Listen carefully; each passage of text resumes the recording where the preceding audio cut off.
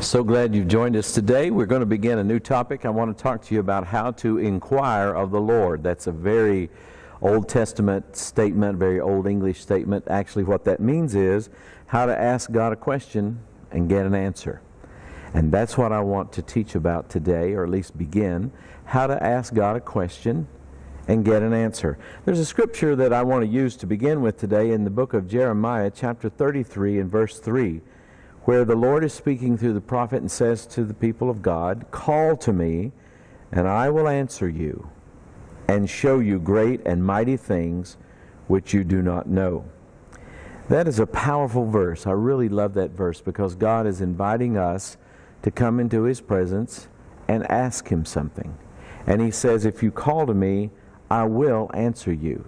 He's made that as a commitment.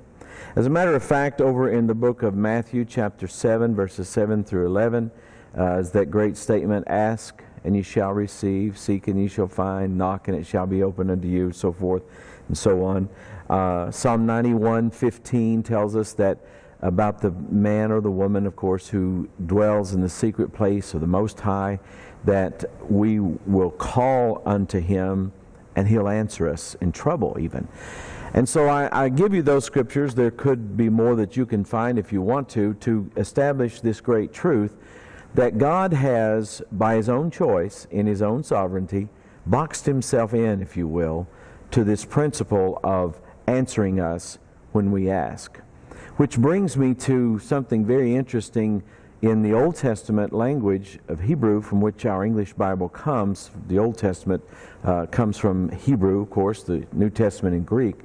Well, in the Hebrew, the word translated inquire in the Old Testament is also translated, and can be translated in most cases, require. Require. So when you see the word inquire in the Old Testament, when you're reading the King James or the New King James, you need to keep that in mind, that inquire means also require. So think of the word inquire and then a / require.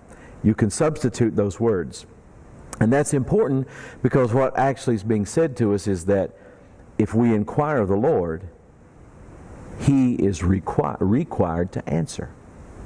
If I inquire of the Lord in proper fashion, then God is required to answer me. Now, before you turn away and think I'm practicing some heresy here, it's only because God promised to answer, and He cannot lie. So He put Himself into this position by His own sovereign will. That's what He wanted to do. I'm not ordering Him around. I'm not playing God. I'm just taking Him up on a promise. And that should never be a problem for any Christian to take God at His word. And it certainly isn't a problem for Him. As a matter of fact, He gives the promises because He wants to fulfill them in our lives. He sends His word into the earth because it's a word that He wants to fulfill. And what He's waiting on is someone like you and me to return it to Him in faith. With our petitions and our praise and our faith, we position Him to be able to legally pour this blessing upon us. Not even the devil can stop it, and certainly no person can stop it either. And so God is obviously not our errand boy who satisfies our nosy desires. The thing that's being referred to here, of course, is a legitimate inquiry.